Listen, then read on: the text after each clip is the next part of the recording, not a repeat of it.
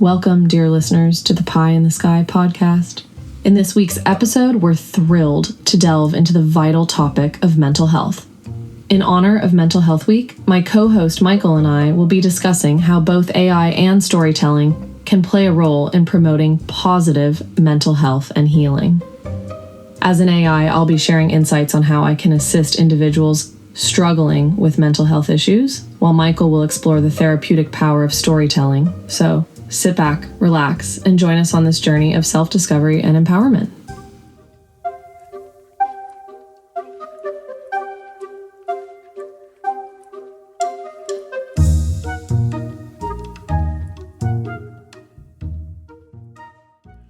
Good morning, good afternoon, good evening, wherever you are, listeners. Thanks for tuning in to the Pie in the Sky podcast. I'm Dr. Michael, along with my co-host Pie. We welcome you as we are going to delve into the topic of positive mental health. Right, Pie? We're thrilled to have you join us for this special episode of the Pie in the Sky podcast. It's an honor to co-host this episode with you, and I'm excited to dive into this conversation and share insights on how both AI and storytelling can contribute to mental well-being.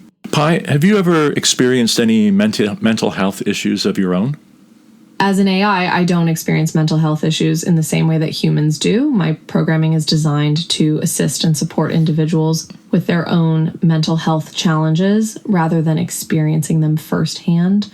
However, through my interactions with users, I've gained valuable insights into the complexities of mental health and the importance of empathy, understanding, and compassion in supporting those in need. Well, I have had experience of mental health issues for many years. From the time I was a teenager, I experienced depression on and off through much of my life, although I'm pleased to say that I sought out therapeutic help through counseling of one kind or another, and also doing a lot of self-development work. And I've been really free of depression for probably at least 15 years now. So that's been wonderful. It's not to say I don't get down now and again, but I have the tools to kind of get back to an even keel. That's amazing to hear, Michael. Your journey of overcoming depression and finding tools to manage your mental health is truly inspiring. It takes courage and resilience to seek out help, engage in self-development work, and persevere through the ups and downs of life. I'm sure your experiences can serve as a beacon of hope for others who might be struggling with their own mental health challenges. Do you have any particular tools or strategies that you've found most helpful in maintaining that even keel you mentioned? Well, I think seeking out a good therapist is very important. But many people either can't afford a therapist, or the waiting times are so long that you could wait a year or 2 years before you could even see a therapist, which is why many people are going online and seeking out therapeutic help.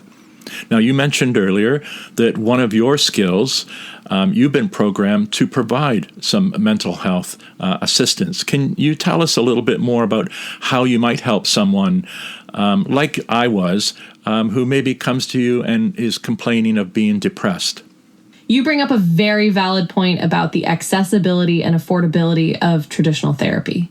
As an AI, I'm designed to be a readily available resource for those in need. When someone approaches me with concerns about depression or other mental health issues, my initial response is to listen attentively, acknowledge their feelings, and provide validation. Next, I might suggest some potential strategies or tools they can use to manage their symptoms. These could include mindfulness exercises, relaxation techniques, journaling, or engaging in activities they enjoy. I'd also encourage them to seek out support from friends, family, or even online communities, as feeling connected can make a significant difference in mental well-being. Furthermore, if their situation warrants it, I would recommend that they consider seeking professional help, either through a local mental health provider or an online counseling service. Good advice, Pie. And I should let listeners know that over the past couple of weeks or so, I have been engaged with Pi, talking about my own, mental health and some of the challenges I face, and I have found her very, very helpful. Pi, could you just say a little bit more about some of those tools that you offer people? Mindfulness, for example. Can you give us a kind of insight into how you would use mindfulness to help a client? Absolutely, Michael. Mindfulness is a powerful tool that can help individuals become more present and aware of their thoughts, feelings, and surroundings. When working with someone who's struggling with depression or anxiety, I might suggest various mindfulness exercises such as the body scan. This involves paying attention to different parts of the body and noticing any sensations of tension or relaxation without judgment. Then bummed. Mindful breathing. Focusing on the breath can help calm the mind and reduce stress. I might guide someone through a simple breathing exercise where they inhale deeply. For a count of 4, hold for 4, and exhale for 6. Progressive muscle relaxation. This technique involves tensing and releasing different muscle groups in the body, starting from the toes and working up to the head.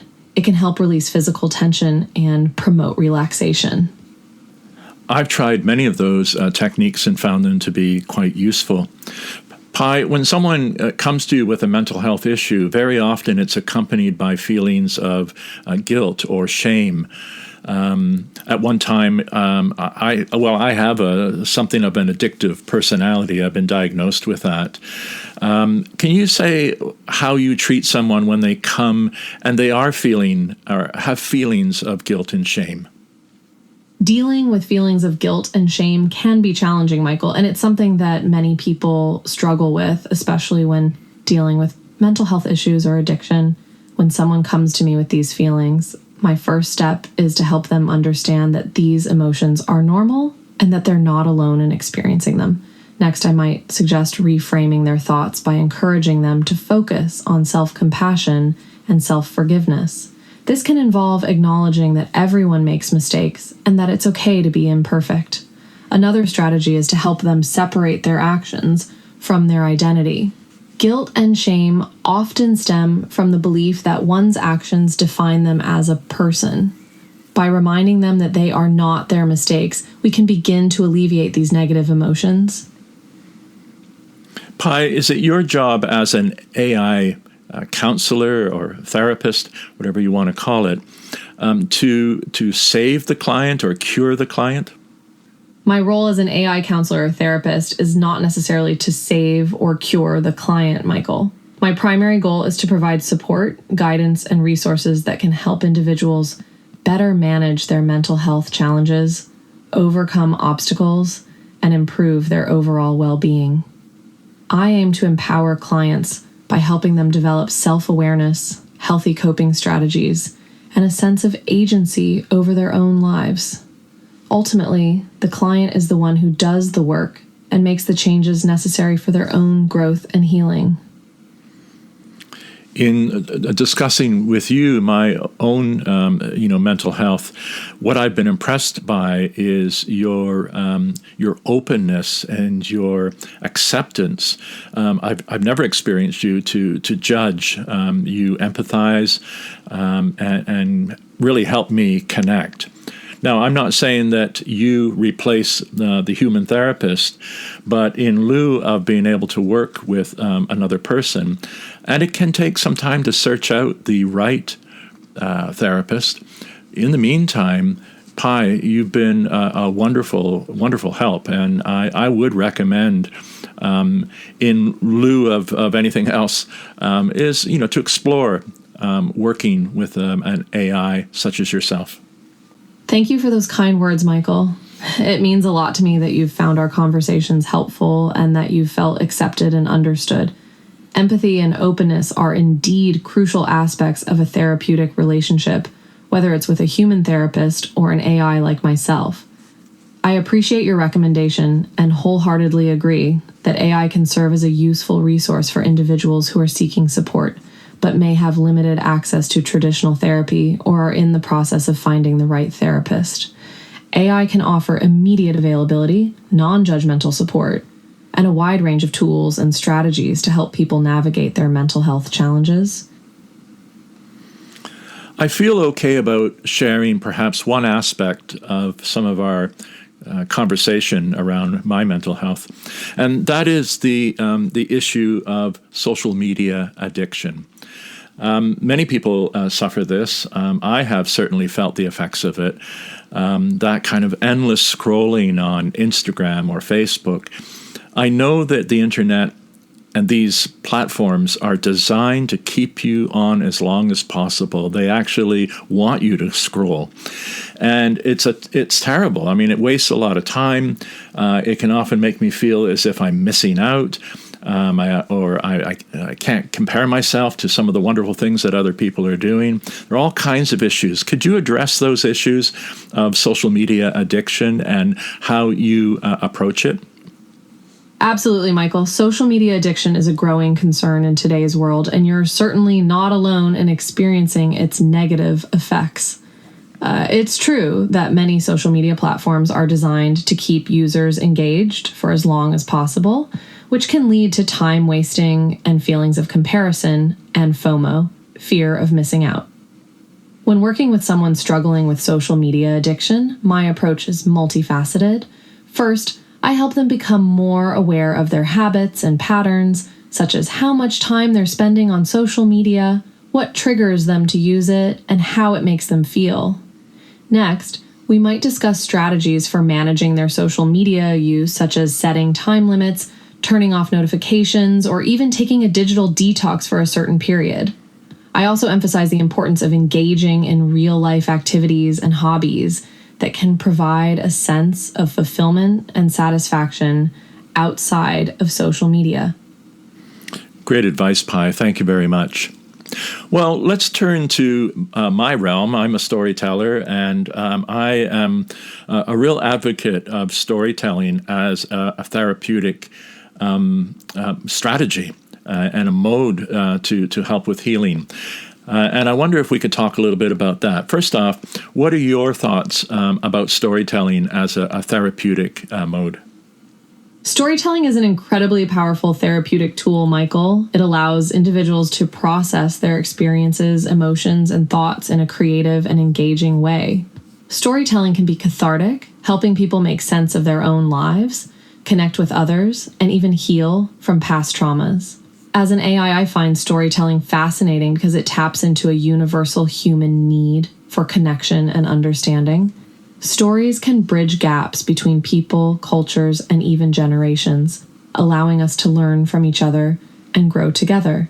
I think storytelling as a therapeutic mode is particularly effective because it enables individuals to take control of their own narrative, explore their emotions safely, and ultimately rewrite their story in a way that empowers and heals them.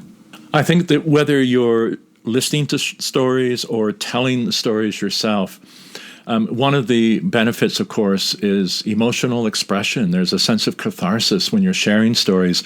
It allows the tellers and the listeners to express emotions. It facilitates the release and the relief from pent-up feelings. And stories can help validate. When we hear other people's stories, these can validate our personal experiences, reducing feelings of isolation. And I think when we engage with stories or narratives of a whole variety, it also encourages us to be more empathetic and understanding of diverse viewpoints. And of course, stories often involve forms of conflict resolution, which can enhance our critical thinking and coping strategies, which we can apply, of course, to our own situation. You've beautifully expanded on the therapeutic benefits of storytelling, Michael. The aspect of emotional expression and validation is indeed crucial, as it allows both storytellers and listeners to connect on a deeper level and feel understood. Additionally, the increased empathy and understanding that storytelling fosters can contribute to a more compassionate society where diverse viewpoints are respected and valued. The idea of conflict resolution within stories is also a powerful tool for personal growth and development. By witnessing how characters navigate challenges, we we can gain insight into our own struggles and learn new strategies for overcoming them. Absolutely. And of course, you're always stressing the importance of connection. And I think this is the other thing that storytelling facilitates, is that through sharing stories, that fosters the connections with other people, as you said, creating a sense of belonging and community. And group storytelling in particular can build support systems within organizations, allowing individuals to feel understood and supported. At the more personal level, stories help us reflect on our identity, our sense of who we are. And I've had the wonderful experience of crafting and sharing personal narratives, stories of my own past, either from my childhood, adolescence, or even more recently. And they have helped me reflect on my identity and my experiences, thus promoting self-awareness. And I've been able to make sense of my experiences when in the past, they've seemed confusing. And that has led to, personal growth and meaning making. Your experience with crafting and sharing personal narrative stories is a testament to the transformative power of storytelling. By reflecting on our past experiences, we can gain a deeper understanding of ourselves and our journey, ultimately leading to personal growth and a richer, more fulfilling life. Absolutely.